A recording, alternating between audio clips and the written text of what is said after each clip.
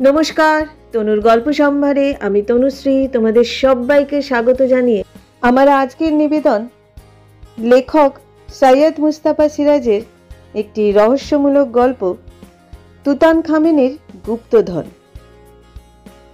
গল্পটা শোনার অনুরোধ রইল। যদি ভালো লাগে লাইক করে দিও এবং তোমাদের পরিচিত ও পরিজনদের সাথে শেয়ার করতে ভুলো না। তাহলে শুরু করছি আমার আজকের ঐতিহাসিক রহস্যমূলক গল্প তুতানখামেনের গুপ্তধন।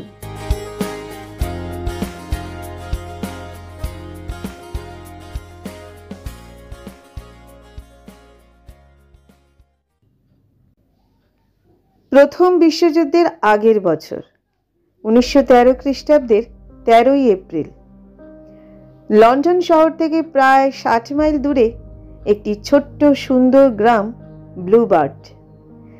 সেখানে ছুটি কাটাচ্ছেন লর্ড কার্নারভন, ইংল্যান্ডের হাউস অব লর্ডসের একজন সম্মানিত সদস্য তিনি। তার গ্রামের এই বাড়িটির নাম ইজিপ্ট। ইজিপ্ট বা মিশর নামে বাড়ির নাম রাখার কারণ, লর্ড কার্নারভন একজন পুরাতত্ত্ববিদ এবং বিশেষ করে মিশরের প্রাচীন সভ্যতা নিয়ে মাথা ঘামান। মমি, পিরামিড এবং আরও নানান বিস্ময়কর কীর্তির প্রতি তার কৌতূহলের শেষ নেই। ইজিপ্টের বারান্দায় বসে সেদিন তিনি খবরের কাগজ পড়ছিলেন। সেদিনকার ডাকে একটি পত্রিকা এসেছে, ইলাস্ট্রেটেড লন্ডন নিউজ। তার একটা বিশেষ খবর তিনি খুব মন দিয়ে পড়ছিলেন। ডেভিস নামে একজন খামখেয়ালি দুর্দান্ত প্রকৃতির মানুষ আছেন লন্ডনে। প্রায় তিনি দুর্গম জায়গায় দুঃসাহসিক অ্যাডভেঞ্চারে বেরিয়ে পড়েন। কমাস আগে ডেভিস আফ্রিকার কঙ্গো অঞ্চলের গহন অরণ্যে গিয়েছিলেন। সেখান থেকে ঘুরতে ঘুরতে পরে মিশরে আসেন। মিশরে এসে সম্প্রতি তিনি প্রাচীন কিছু জিনিস দৈবাত কুড়িয়ে পেয়েছিলেন। মিশরের একটি রুক্ষ পাহাড়ি অঞ্চলে মাটির তলা থেকে প্রাচীন রাজা বা ফেরাওদের কবর, মমি ইত্যাদি আবিষ্কৃত হয়েছে। পুরাতাত্ত্বিকরা এই অঞ্চলের নাম দিয়েছেন ভ্যালি অব দ্য কিংস, অর্থাৎ রাজার উপত্যকা। এই উপত্যকায় ঘুরতে ঘুরতে ডেভিস হঠাৎ একটা ধসে পড়া টিলার ফাটলে কয়েকটা হাঁড়ি দেখতে পান। হাঁড়িগুলো পোড়া মাটির, গায়ে চমৎকার কারুকার্য আছে, মুখের ঢাকনা সিল করা।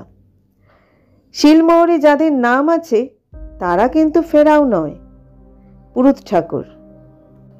প্রাচীন মিশরে দেবদেবীদের পূজারী পুরুত ঠাকুররা খুব প্রতাপশালী ছিলেন। ফেরাও তাদের পরামর্শেই চলতেন। ডেভিসের কুড়িয়ে পাওয়া হাঁড়িতে যাদের শিলমোহর আছে তারা তুতানখামেন নামে এক রাজার পুরুত। এই তুতানখামেন নামটা থাকায় লন্ডনের পণ্ডিত মহলে হইচই পড়ে গেছে। তুতানখামেন ছিলেন বয়সে কিশোর এক ফেরাও। সিংহাসনে বসার পর মাত্র কিছুদিনের মধ্যেই তিনি মারা যান। পুরানো আমলে গ্রিক পণ্ডিতদের পুঁথিতে তার কথা জানা গিয়েছিল। তাছাড়া ওই রাজরাজাদের উপত্যকায় প্রাচীন ফেরাও যুগের যেসব ফলক পাওয়া গিয়েছিল তাতে তার উল্লেখও ছিল। কিন্তু ওই উপত্যকা তন্ন তন্ন করে খুঁজে তার কবর বা মমি পাওয়া যায়নি। অমন তন্ন তন্ন করে খোঁজার একটা কারণও ছিল। গ্রিক পণ্ডিতদের লেখায় তো বটেই, সেই পুরানো ফলকেও স্পষ্ট করে উল্লেখ ছিল তুতানখামেনের মৃত্যুর পর তার মৃতদেহ সে আমলের প্রথা অনুসারে মমি করা হয় এবং মমির সঙ্গে সমাধিকক্ষে অজস্র মণি, মুক্তা, হীরা জহরত রাখা হয়। বলা বাহুল্য এই গুপ্তধনের লোভেই অত খোঁজাখুঁজি। শুধু পুরাতাত্ত্বিক পণ্ডিতরা নন, অনেক ধনলোভী দুর্দান্ত প্রকৃতির মানুষ, এমনকি চোর ডাকাতরাও রাজরার উপত্যকা চষে ফেলেছে। কিন্তু তুতানখামেনের কবরের কোনো হদিশ পায়নি কেউ।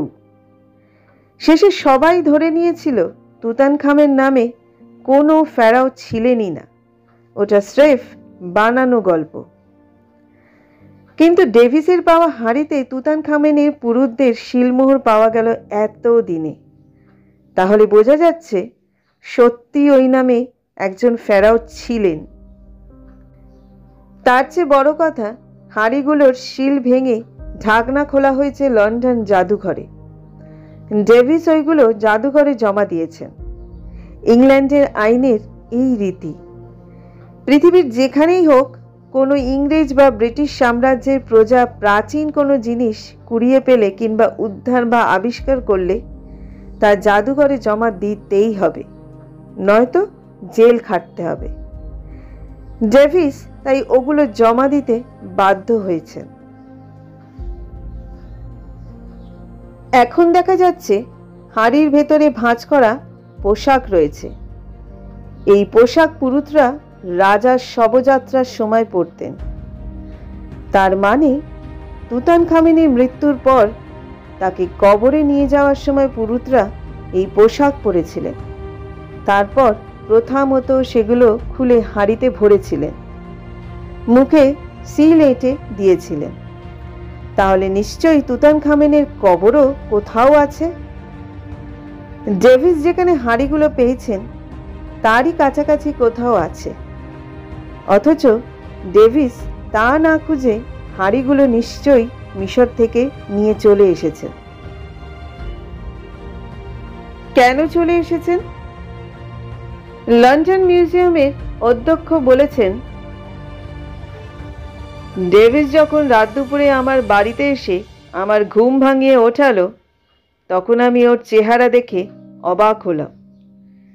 কি যেন আতঙ্কে ঠকঠক করে কাঁপছে।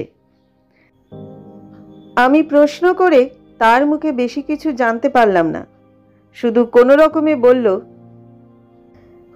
এগুলো ভুতুড়ে জিনিস, এর মধ্যে ভূত প্রেত আছে। মিশর থেকে লন্ডন অবধি আনতে তার নার্ভের চূড়ান্ত হয়েছে, তাই এ আপদ বিদায় করে বাঁচতে চায়। এই বলে ডেভিস তক্ষুনি চলে গেল। আমি হাঁড়িগুলো সাবধানে একটা ঘরে তালা বন্ধ করে রাখলাম। পরদিন সকালে শুনি ডেভিস রাস্তায় মরে পড়ে আছে। তার লাশ মর্গে নিয়ে যাওয়া হয়, কিন্তু ডাক্তাররা মৃত্যুর তেমন কোনো কারণ খুঁজে না পেয়ে বলেছেন হার্ট ফেল। আমার অবাক লাগে দৈত্যের মতো বলশালী এবং দুঃসাহসী মানুষ ডেভিস। তার বিচিত্র কীর্তিকলাপের কথা কেই না জানে, অথচ সে হঠাৎ হার্টফেল করে রাতারাতি মারা পড়ল, এবং আমার কাছ থেকে যাওয়ার পরই। এর কোনো মাথা মুন্ডু খুঁজে পাচ্ছি না। ব্যাপারটা রহস্যময়। পুলিশের গোয়েন্দা দপ্তর স্কটল্যান্ড ইয়ার্ডের লোকেরা অবশ্য তদন্ত করে দেখছে। সাংবাদিকরা অধ্যক্ষকে প্রশ্ন করেন, আচ্ছা স্যার, হাঁড়িগুলো আপনার জিম্মায় আসার পর কোনো অদ্ভুত কিছু ঘটেছে কি? অধ্যক্ষ বলেন, না, ওগুলো আমি যথারীতি পরদিনই জাদুঘরে নিয়ে গিয়ে রেখেছি, কিন্তু সেখানেও কোনো ভুতুড়ে ব্যাপার ঘটেনি। নানা দেশের সেরা পুরাতাত্ত্বিক পণ্ডিতদের হাঁড়িগুলো এবং পুরুতদের পোশাক আশাক পরীক্ষা করে দেখতে আমন্ত্রণ জানিয়েছিলাম। তারা এখন এ কাজে ব্যস্ত। লর্ড কার্নারভান ইলাস্ট্রেটেড লন্ডন নিউজের এই বিস্তারিত খবরটা পড়ে উত্তেজিত হয়ে উঠলেন। তুতানখামেন সম্পর্কে জানার জন্য তার কৌতূহল অনেক দিনের। প্রচুর পুঁথিপত্র হাতড়েছেন। ইউরোপ ও আমেরিকার জাদুঘরে বা পুরাদ্রব্যের সংগ্রহশালায় গিয়ে খোঁজাখুঁজি করেছেন। রোমের প্রখ্যাত আর্কাইভে পুরানো পুঁথিশালায় 5 বছর ধরে পুঁথি পড়ে এসেছেন, যদি তুতানখামেনের কবরের কোনো খোঁজ খবর পান। কিন্তু পাননি। এতদিন ডেভিস যদি বা একটা ক্ষীণ সূত্র পেল, সে অতর্কিতে মারা পড়ল। ঠিক কোন জায়গায় ওগুলো পাওয়া গেছে তার মুখেই জানা যেত, কিন্তু সে রাস্তা একেবারে বন্ধ হয়ে গেল। লর্ড কার্নারভান তখনই অল্প কিছু খেয়ে নিয়ে তার মোটর গাড়িটি নিয়ে বেরিয়ে পড়লেন। লন্ডনের দিকে প্রচণ্ড গতিতে চলতে থাকলো তার গাড়ি। মাইল 10 চলার পর হঠাৎ গাড়ির কলকবজা বিগড়ে গেল। ভাগ্যিস একটু তফাতে একটা গ্যারেজ ছিল।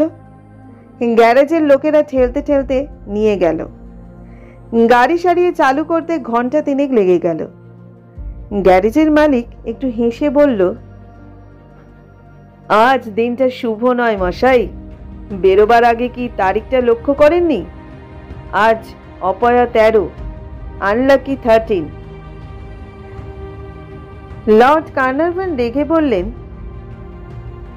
ওসব আমি মানি নে হে, বুঝলে?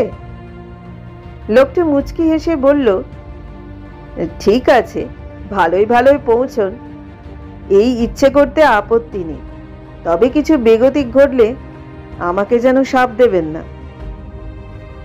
লর্ড কার্নারভন আবার স্টিয়ারিং ধরে স্পিড বাড়িয়ে দিলেন গাড়ির। লন্ডনে আধা আধি পথ এসেছেন। আবার হঠাৎ ঘর ঘর করতে করতে থেমে গেল গাড়ি। আবার গ্যারেজ খুঁজতে বেরোতে হলো। সঙ্গে চাকর না নিয়ে এসে ভুলই করেছেন, এখন আর পস্তানো বৃথা। যাই হোক, এইভাবে রাস্তায় 2 বার গাড়ি বিগড়ে যাওয়ায় লন্ডন পৌঁছতে প্রায় সন্ধ্যা হয়ে গেল তার। সন্ধ্যার মুখে কুয়াশা ঘন হয়ে উঠেছে, বাতি জ্বলেছে সদ্য, কিন্তু রাস্তাঘাট ঘরবাড়ি অস্পষ্ট হয়ে পড়েছে।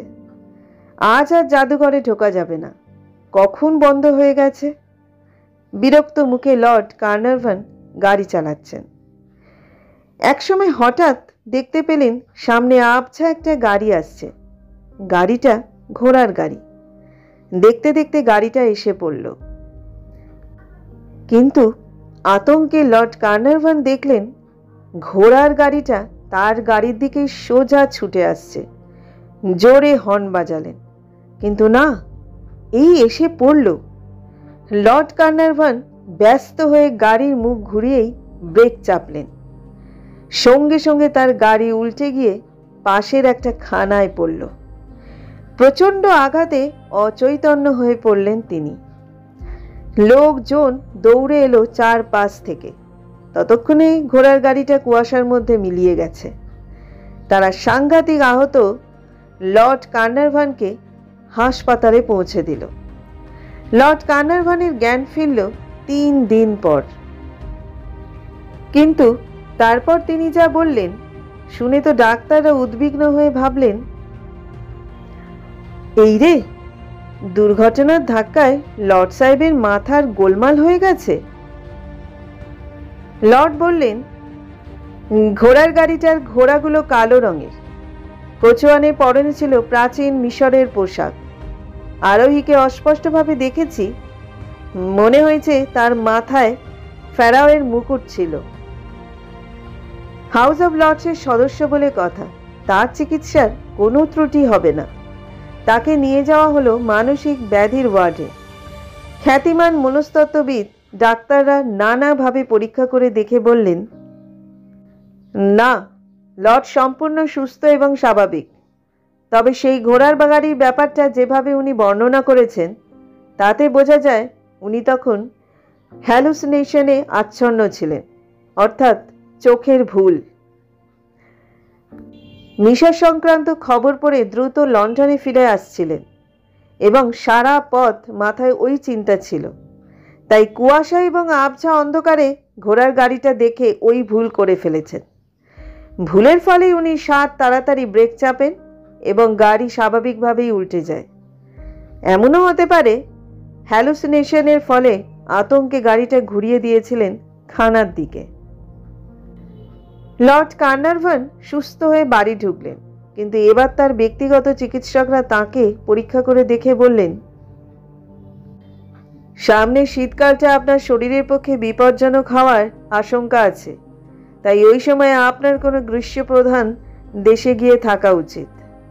বন্ধুরা পরামর্শ দিলেন ভারতে যেতে, কিন্তু লর্ড কার্নারভন আনন্দে নেচে উঠলেন। মিশরও তো গ্রীষ্মপ্রধান দেশ, তিনি মিশরেই যাবেন। নিছক বেড়াতে যাবেন না, হ্রদ দেখা কলা বেচার মতো মিশরে গিয়ে পুরাতাত্ত্বিক অভিযানে নামবেন। সেই রাজরাজরার উপত্যকা তন্ন তন্ন অনুসন্ধান চালাবেন।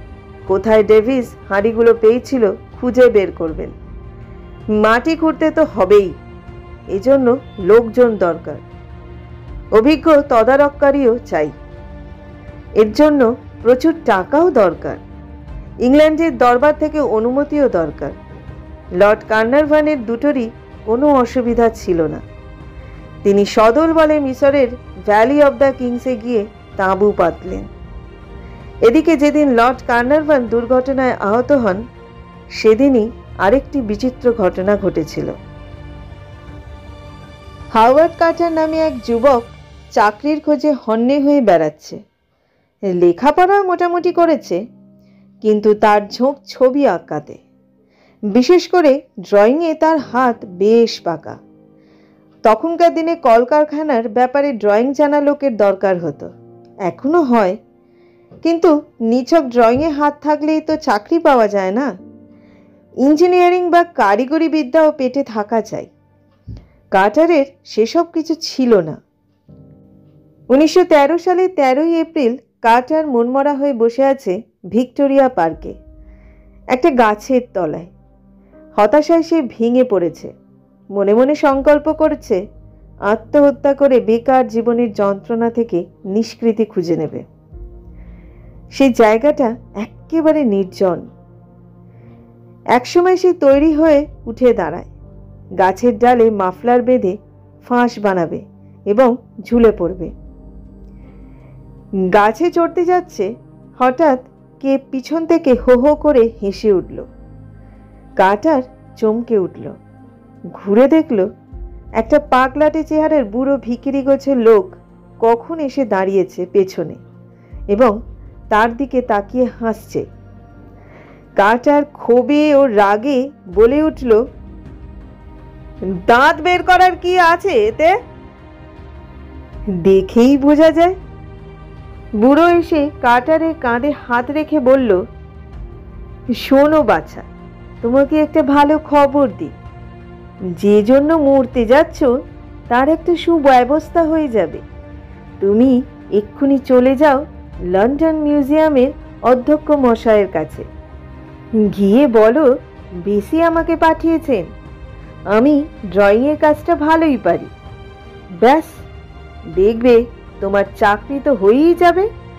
উপরন্ত এই থেকে তুমি একদিন পৃথিবীর নামী লোক হয়ে উঠবে। যাও, এক্ষুনি চলে যাও। কার্টার হাঁ করে তাকিয়েছিল ওর মুখের দিকে। এসব কথা শুনে সে তো খুবই অবাক। এই লোকটা কেমন করে তার সব কথা জানলো? কে? লোকটার পোশাকের দিকে এতক্ষণে চোখ গেল কার্টারের। এমন অদ্ভুত পোশাকও তো সে কোশমিনকালে দেখেনি। পোশাকটা ছেঁড়া খোড়া এবং নোংরা বটে, কিন্তু একসময় দামিই ছিল। কেমন একটা বিশ্রী দুর্গন্ধ নাকে লাগছে। কার্টার বলল, তুমি নিশ্চয়ই পাগল টাগল বটে, যাও, বিরক্ত করো না। লোকটা ওর কাঁধ ছেড়ে দিয়ে ফের হো হো করে হেসে বলল, ভাগ্যলক্ষ্মীকে পায়ে ঠেলতে নেই বাছা, যা বললাম শুনলে বরাত খুলে যাবে। এখন মানা না মানা তোমার ইচ্ছা। বলে সে হন হন করে চলতে শুরু করলো এবং ঝোপঝাড়ের আড়ালে মিলিয়ে গেল। কার্টার অবাক হয়ে বসে রইল কিছুক্ষণ। তারপর তার মনে হলো, দেখা যাক ওর কথা সত্যি না মিথ্যে। সে পার্ক থেকে বেরিয়ে সোজা চলে গেল জাদুঘরে। সেখানে কর্মচারীদের কাছে জিজ্ঞেস করে জানল, সত্যি একজন ভালো ড্রয়িং জানা লোক খোঁজা হচ্ছে। কার্টার অধ্যক্ষ মশাইয়ের সঙ্গে দেখা করার অনুমতি পেল। অধ্যক্ষ বললেন, কি চাই? বেন্নেস নামে এক বুড়ো ভদ্রলোক আপনার কাছে আসতে বললেন, তাই এলাম। আপনারা নাকি ড্রয়িং জানা লোক খুঁজছেন? অধ্যক্ষ ভুরু কুঁচকে বললেন, কে বললে? বেন্নেস। বেন্নেস? সে আবার কে? কেমন চেহারা বলো তো? কার্টার তার চেহারা ও পোশাকের মোটামুটি একটা বর্ণনা দিল। ঘরে অধ্যক্ষ এবং আরও জনা 3 ভদ্রলোক ছিলেন। তারা মুখ চাওয়াচাই করছিলেন। তাদের চোখে মুখে বিস্ময় ভাব ফুটে উঠেছে। কার্টার বলল, আপনি কি তাকে চেনেন না স্যার? অধ্যক্ষ একটু হেসে বললেন, তুমি নিশ্চয়ই রসিকতা করছো যুবক। একজন বেননেসকে আমি এবং এই ভদ্র সহোদয়রা চেনেন বটে, কিন্তু সে চেনাও মাত্র 2 দিন আগে। তবে ঘরের 3 জন ভদ্রলোকই হেসে উঠলেন। অধ্যক্ষকে থামতে দেখে কার্টার জিজ্ঞেস করল, তবে কি স্যার? অধ্যক্ষ হঠাৎ টেবিলের সামনে ঝুঁকে ক্রুদ্ধস্বরে বলে উঠলেন, এ রসিকতার অর্থ কি? কার্টার অপ্রস্তুত হয়ে বলল, আমি রসিকতা করিনি স্যার, সত্যি বলছি। মাত্র কিছুক্ষণ আগে ভিক্টোরিয়া পার্কে ওর সঙ্গে দেখা হলো। ঈশ্বরের দিব্যি। ঘরের একজন ভদ্রলোক এইবার বললেন, শোনো ভাই, ব্যাপারটা খুলেই বলি। বেননেস নামে একজন পুরুষ ছিলেন 5000 বছর আগে মিশরে। তিনি ছিলেন ফেরাও তুতানখামের পুরুত। সম্প্রতি 2 দিন হলো ডেভিস নামে এক অভিযাত্রী মিশর থেকে কিছু জিনিস এনেছেন। তার মধ্যে কয়েকটা মাটির হাঁড়ি আছে। একটা হাঁড়ির ঢাকায় ওই বেননেসের সিলমোহর রয়েছে এবং ভেতরে আছে তার পোশাক। রাজার শবযাত্রায় বেননেস সেই পোশাক পরেছিলেন। এইবার বুঝতে পারছো তো কেন অধ্যক্ষ ক্রুদ্ধ হয়েছেন? কার্টার শিউরে উঠল। সর্বনাশ! তাহলে কি সেই বেননেসের ভূতের সঙ্গে তার পার্কে দেখা হলো? কাঁধে হাত রেখেছিল যেখানে, সেখানটায় এতক্ষণ রক্ত জমে গেছে মনে হলো। এরপর অতি কষ্টে এবং কাঁপতে কাঁপতে সে বলল, দয়া করে আমাকে বেননেসের পোশাকটা একবার দেখাবেন। পোশাকটা পাশের একটা টেবিলেই ছিল। ওরা 3 জনই পুরাতাত্ত্বিক, পরীক্ষা করছিলেন এতক্ষণ সেগুলো। কার্টারকে পোশাক দেখিয়ে দিতেই কার্টার অস্ফুট চিৎকার করে অজ্ঞান হয়ে গেল। সমসাময়িক পত্রপত্রিকা ও বইয়ের বিবরণে দেখা যায়, কার্টারকে লন্ডন জাদুঘর কর্তৃপক্ষ শেষ পর্যন্ত ড্রয়িংয়ের কাজে নিযুক্ত করেছিলেন। তার কাজটা ছিল এই মিশরের ভ্যালি অব দ্য কিংস এ পাওয়া অজস্র ফলকের চিত্রলিপি পুরাতাত্ত্বিকরা পেন্সিলে স্কেচে নকল করতেন। কার্টার তাতে কালি বুলিয়ে স্পষ্ট করত।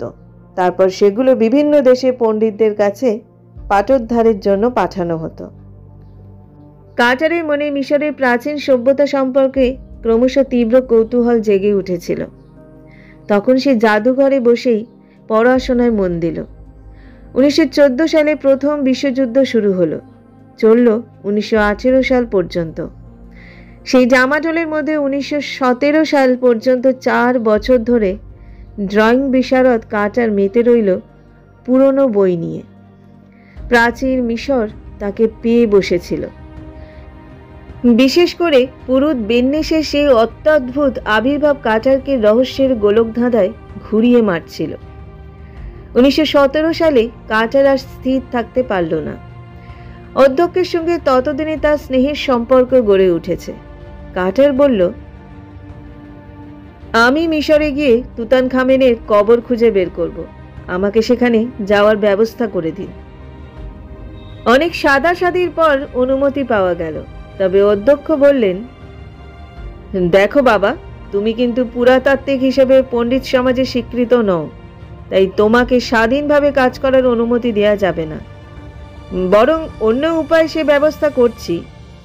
তুমি আমার চিঠি নিয়ে চলে যাও মিশরে। সেখানে লর্ড কার্নারভান 4 বছর ধরে অনুসন্ধান চালাচ্ছেন। তুমি তার সঙ্গে গিয়ে দেখা করো। তার দলে থেকেই তুমি তোমার কাজ করতে পারবে। কার্টার তার চিঠি নিয়ে চলে এলো মিশরে।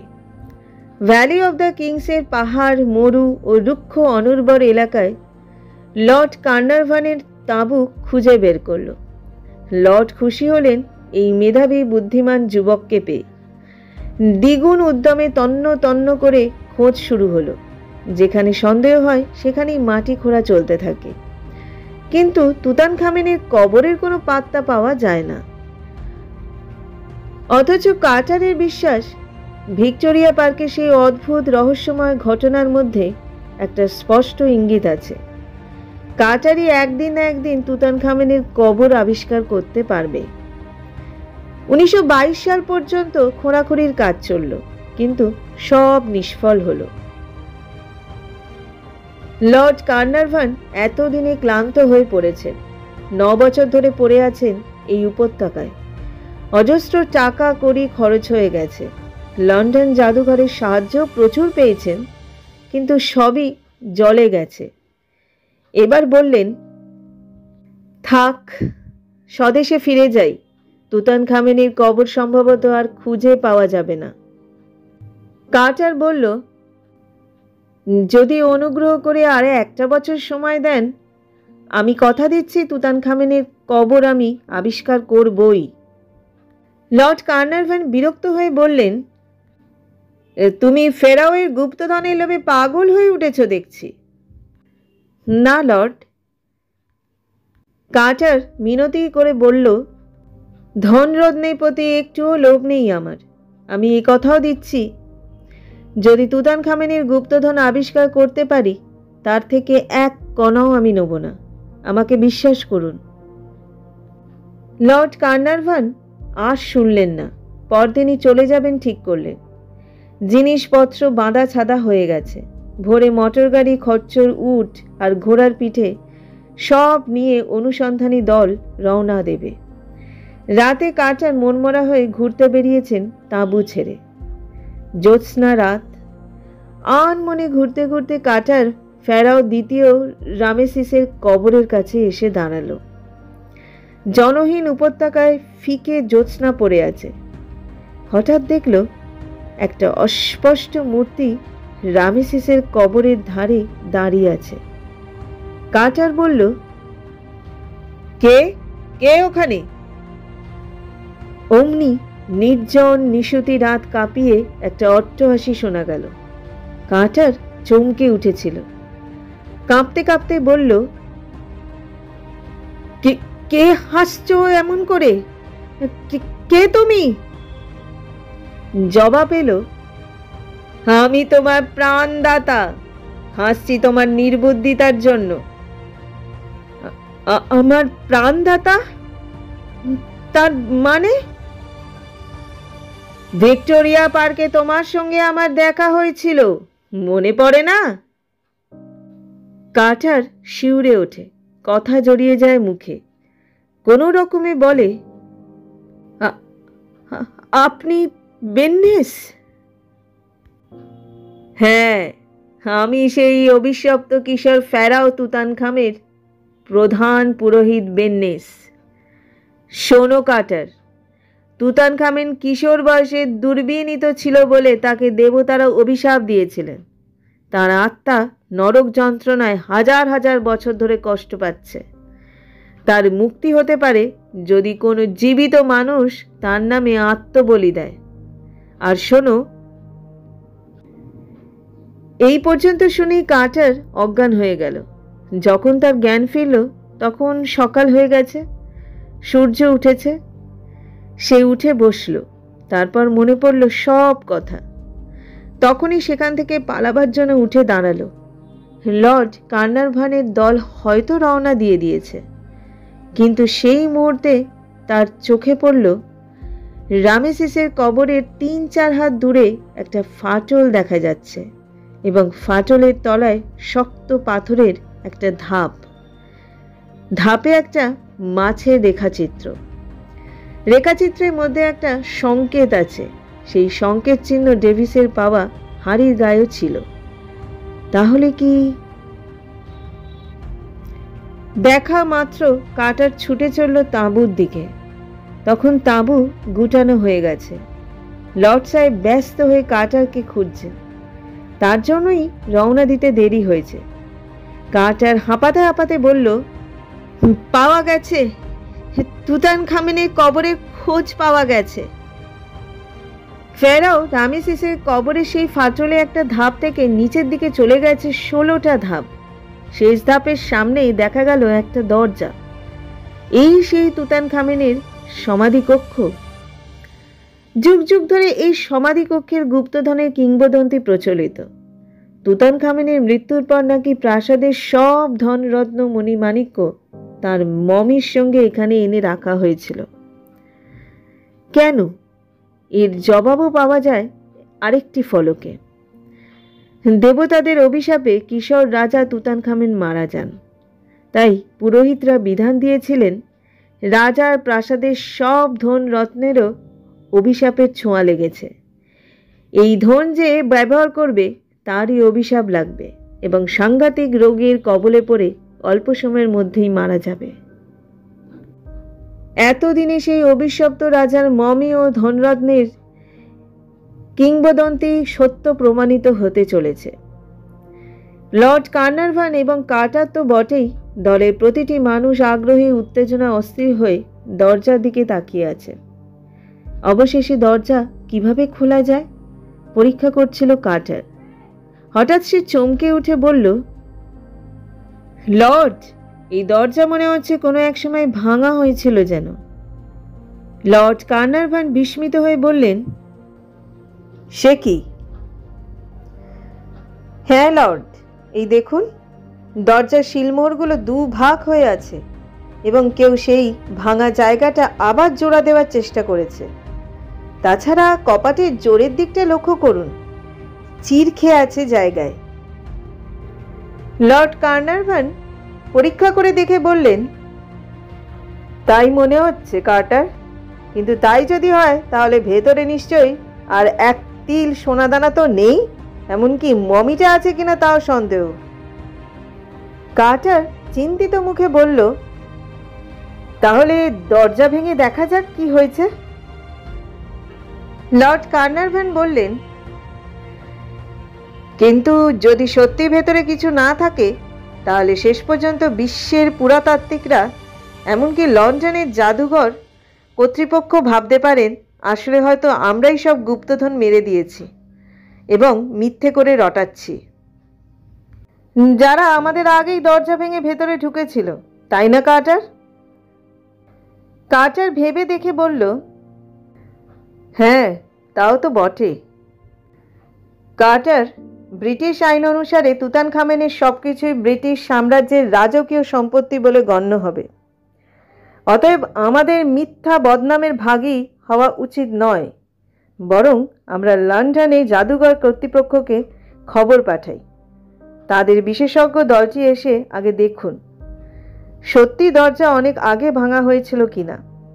তারপর তাদের সামনেই আমরা দরজা ভেঙে ভেতরে ঢুকব এবং কি আছে দেখব। এমনটি হলে কেউ আমাদের চোর বদনাম করতে পারবে না। কার্টার সায় দিয়ে বলল, ঠিক বলেছেন লর্ড, আজই টেলিগ্রাম করার ব্যবস্থা করি। লোক পাঠানো হলো কায়রো শহরে। সেখান থেকে টেলিগ্রাম গেল আর তুতানখামেনের সমাধিকক্ষের দরজায় পাহারার ব্যবস্থা হলো। লর্ড কার্নারভান এবং কার্টার তো সজাগ রইলেন। পালাক্রমে রাত জেগে প্রহরীদের মধ্যে কেউ লক্ষ্য রাখলেন কার্টার। চতুর্থ রাত্রে এক সাংঘাতিক ঘটনা ঘটল। শেষ রাত্রে ছিল লর্ড কার্নারভানের পাহারার পালা। কার্টারকে জাগিয়ে দিয়ে তিনি তাঁবুতে শুতে গেলেন। রামেসিসের কবরের কাছে তাঁবু। লর্ড চলে যাওয়ার কিছুক্ষণ পরেই কার্টার যেন একটা আর্তনাদ শুনল কোথাও। একজন প্রহরীকে পাঠালো ব্যাপারটা অনুসন্ধান করতে। একটু পরে সে দৌড়ে এসে হাঁপাতে হাঁপাতে বলল, লর্ড সাহেব পড়ে আছেন রামেসিসের কবরের উপরে। সেই শেষ রাত্রে হইচই পড়ে গেল। লর্ড সাহেবের শরীরে কোথাও ক্ষত চিহ্ন নেই, কিন্তু তিনি মারা পড়েছেন। মুখের জেলার সঙ্গে রক্ত আছে, নাকেও কয়েক ফোঁটা টাটকা রক্ত। লর্ড কার্নারভানের মৃতদেহ কায়রো শহরের মর্গে পাঠানো হয়েছিল। শব ব্যবচ্ছেদ করে ডাক্তাররা মৃত্যুর কোনো কারণ খুঁজে পাননি। রিপোর্টে শুধু লিখেছেন হার্ট ফেল। সম্ভবত আকস্মিকভাবে ভয় পেয়ে কিংবা উত্তেজিত হয়েই হার্ট ফেল করে মারা পড়েছেন। অবশ্য তার বয়স হয়েছিল, তার উপর 10 বছর ধরে এইরকম একটা পাণ্ডব বর্জিত জায়গায় কাটানো, স্নানাহার নিয়মিত ছিল না, নার্ভের ওপর দিনের পর দিন 10 বছর ধরে তীব্র চাপ পড়েছিল। মানসিক অবস্থা ও স্বাস্থ্য দুই বিচার করে বলা যায় হার্ট ফেল হওয়াটা অস্বাভাবিক নয়। 7 দিন পরে লন্ডন থেকে বিশেষজ্ঞরা এসে পড়লেন। সবাই দুধে পুরাতাত্ত্বিক পণ্ডিত এবং প্রাচীন জিনিস সম্পর্কে প্রত্যেকেরই অসাধারণ জ্ঞান। ভরা সমাধিকক্ষের দরজা পরীক্ষা করে বললেন, হ্যাঁ, কয়েকশো বছর আগে কেউ বা কারা এই দরজা ভেঙে ভেতরে ঢুকেছিল, বেরিয়ে এসে আবার দরজা আগের মতো আটকাবার চেষ্টা করেছে। শিলমোহরগুলো জোড়া তোড়া দিয়ে সেটে দিয়েছে। ডাকাত ছাড়া কে হতে পারে তারা? বিশেষজ্ঞদের সঙ্গে নানা দেশের কিছু সাংবাদিক ও ফটোগ্রাফারও এসেছিলেন। অনেক ছবি তোলা হলো দরজার। রেকর্ড হিসেবে এই ছবির দাম আছে। দরজা ভেঙে ফেলা হলো। ভেতর থেকে ভ্যাপসা গন্ধ বেরিয়ে এলো প্রথমে, তারপর ক্রমশ একটা মিঠে গন্ধ ছড়ালো, ফুল কিংবা পুরনো আতরের গন্ধের মতো। ভেতরে ঘন অন্ধকার থমথম করছে দিনে দুপুরে। পেট্রোম্যাক্স বাতি জ্বেলে বিশেষজ্ঞরা ভেতরে ঢুকলেন। তারপর হতবাক হয়ে দাঁড়িয়ে রইলেন। ঘরের মেঝে ছড়িয়ে রয়েছে কিছু ডাল ভাঙা বাক্স প্যাটরা, সিন্দুক এবং মেঝের ওপর বহুমূল্য প্রাচীন কাপড় চোপড় আর কিংবদন্তি খ্যাত সেই সোনা হীরা মণি মুক্ত। তাছাড়া রয়েছে রত্নখচিত অজস্র দেবতার মূর্তি, কারুকার্যময় পাত্র ও প্রচুর ছবি। প্রথম ছবিটি তুলল ইলাস্ট্রেটেড লন্ডন নিউজ পত্রিকার ফটোগ্রাফার। সেই ছবি কদিন পরে ওই পত্রিকায় ছাপা হয়েছিল। আজও তা বিভিন্ন বইপত্তরে দেখতে পাওয়া যায়। বিস্ময় ঘোর কাটলে বিশেষজ্ঞরা পরীক্ষা করে বললেন, ডাকাতরা সব ধনরত্ন নিয়ে পালাবার মুখে হঠাৎ কোনো কারণে সব ফেলে পালিয়ে গেছে এবং বাইরের দরজাটাও আটকে দিতে বাধ্য হয়েছে। এমনকি ভাঙা শিলমোহর ও জোড়া দিয়েছে, আমরা তো সেটা দেখেই বুঝতে পারছি। কিন্তু প্রশ্ন হচ্ছে কেন তারা এমন করে সব ফেলে পালালো? কার্টার বলল, আমার ধারণা ওরা সম্ভবত প্রচণ্ড ভয় পেয়েছিল। একজন বিশেষজ্ঞ বললেন, কিসের ভয়? কার্টার মাথা নেড়ে বলল, জানি না, কিন্তু আমার মনে হচ্ছে আতঙ্ক ছাড়া এর কোনো ব্যাখ্যা হতে পারে না। যেন তারা কোনো অশরীরী আত্মার বিভীষিকা দেখে পালিয়ে গিয়েছিল এই ঘর থেকে। এ ঘরে তুতানখামেনের মমি নেই। সামনে একটা ছোট্ট দরজা দেখা যাচ্ছিল। সেই দরজাটা কিন্তু অক্ষত। তার জোরে তুতানখামেনের সাংকেতিক চিহ্ন আঁকা শিলমোহর। ভাঙা হলো সেটা। ভেতরে ঘুপছে একটা ঘর। ঘরের মধ্যিখানে কফিন দেখা গেল। কফিনের ভেতর তুতানখামেনের মমি। অভিশপ্ত বালক রাজা ঘুমিয়ে আছেন অনন্ত ঘুমে। কফিনের ঢাকনাটা সোনার পাতে তৈরি। সে বাজারে তার দাম হিসেব করা হয়েছিল 50,000 পাউন্ড। টাকার হিসেবে সে যুগেই লক্ষাধিক টাকা। এই দ্বিতীয় ঘরেও পোড়ামাটির পাত্রে অজস্র মণি মুক্তা ভরা। শিলমোহর ভেঙে সব গুণে তালিকা তৈরি হলো। 2 ঘরে যে ধনরত্ন পাওয়া গেল, কার্টার তার একটা মোটামুটি তালিকা করেছিল। এখনো সেই তালিকা আছে লন্ডন জাদুঘরে। কিন্তু তালিকার ধনরত্ন, সে কথা পরে বলছি। তুতানখামেনের মমি এবং গুপ্তধনের আবিষ্কারে খবর ছড়িয়ে পড়ল সারা বিশ্বে। ব্রিটিশ সেনাবাহিনী পাঠানো হলো রাজরাজরার উপত্যকায় পাহারা দিতে। গুপ্তধন নিয়ে যাওয়া হবে লন্ডনে। কিন্তু সেসব কাণ্ডের আগে ঘটল বিচিত্র সব ঘটনা। বিশেষজ্ঞদের মধ্যে পরস্পর তীব্র কলহ বেঁধে গেল। কি নিয়ে কলহ আজ আর জানার কোনো উপায় নেই, যদিও অনুমান করতে অসুবিধা হয় না কিছু। পরস্পরের মধ্যে কলহের পরিণামে কেউ কেউ খুনও হয়ে গেলেন। কার্টারকে মেরে ফেলার ভয় দেখিয়ে উড়ো চিঠি আসছিল। তাঁবুর মধ্যে সেই চিঠি এনে কে ফেলে রেখে যেত? কার্টার শেষ পর্যন্ত ভয় পেয়ে লন্ডনে পালিয়ে গেল। একটা ব্যাপার আঁচ করা যায়, গুপ্তধনের লোভেই যেন এসব কাণ্ড হচ্ছিল। কিন্তু এ পর্যন্ত একটা কারণ আমরা আঁচ করতে পারি, পরের ঘটনাগুলোর ক্ষেত্রে তা পারি না। বিশেষজ্ঞদের মধ্যে খুনোখুনির পর যারা বেঁচে ছিলেন, যে যার দেশে ফিরে যান, তারপর অদ্ভুত রোগে ভুগে অল্প সময়ই মারা পড়েন। সমকালীন সংবাদপত্রে লেখা আছে রহস্যময় মৃত্যু।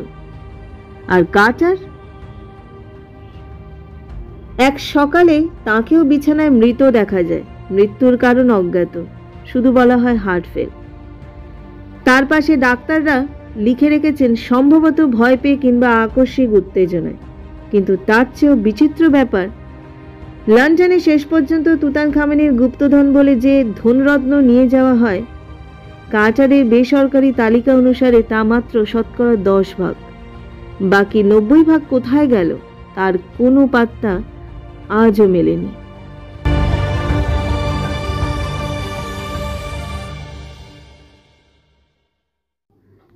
এতক্ষণ তোমরা শুনলে লেখক সৈয়দ মুস্তাফা সিরাজের একটি রহস্য রোমাঞ্চকর ছোট গল্প, তুতানখামেনের গুপ্তধন। গল্পটা তোমাদের কেমন লাগলো অবশ্যই তোমরা কমেন্ট করে জানিও। যারা এখনো পর্যন্ত আমার চ্যানেলটাকে সাবস্ক্রাইব করোনি, যদি যোগ্য মনে হয় চ্যানেলটাকে সাবস্ক্রাইব করে আমাদের পাশে থেকো এবং পাশে থাকা বেল আইকনটি ক্লিক করে দিও।